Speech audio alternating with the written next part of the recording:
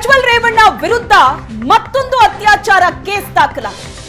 ನ್ಯಾಯಾಧೀಶರ ಎದುರು ಸಂತ್ರಸ್ತೆ ಹೇಳಿಕೆ ಕೂಡ ದಾಖಲಾಗಿದೆ.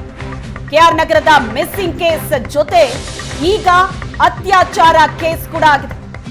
ಸಂತ್ರಸ್ತೆ ಗನ್ನಿಕಡದಲ್ಲಿ ಕೆಲಸ ಮಾಡೋ ವೇಳೆ ಪ್ರಜ್ವಲ್ ಲೈಂಗಿಕ ದೌರ್ಜನ್ಯ ನಡೆಸಿದ್ದಾರೆ ಅನ್ನೋ ಆರೋಪ ಮಾಡಿದ್ದಾರೆ. ಚನ್ನರಾಯಪಟ್ಟಣದ ಗನ್ನಿಕಡ ತೋಟದ ಮನೆಯಲ್ಲಿ ಸ್ಥಳ ಮಹಜರು ನಡೆದಿದೆ. ನಿನ್ನೆ ಎಸಿಪಿ ಇನ್ಸ್ಪೆಕ್ಟರ್ ಪಿಎಸ್ಐ ಸಮ್ಮುಖದಲ್ಲಿ ಸ್ಥಳ ಮಹಜರು ನಡೆಯಿತು. ಸಂತ್ರಸ್ತೆಯ ಸಮ್ಮುಖದಲ್ಲೇ ಸ್ಥಳ ಮಹಜರನ್ನ ಮಾಡಿದ್ದಾರೆ ಪೊಲೀಸರು. ನ್ಯಾಯಾಧೀಶರ ಎದುರು ಸಂತ್ರಸ್ತೆ ಹೇಳಿಕೆ ಕೂಡ ದಾಖಲಾಗಿದೆ.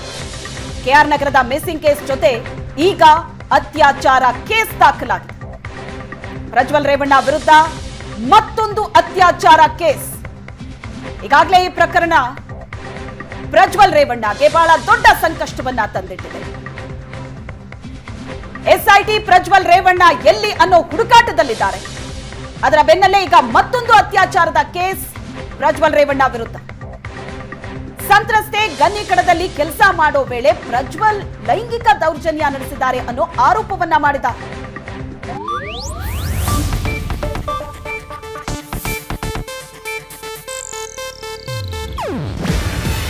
ಇದು ಏಷ್ಯಾನೆಟ್ ನ್ಯೂಸ್ ನೆಟ್ವರ್ಕ್ ಪ್ರಸ್ತುತಿ. ನೀವು ನೋಡ್ತಿದ್ದೀರಾ ಏಷ್ಯಾನೆಟ್ ಸುವರ್ಣ ನ್ಯೂಸ್.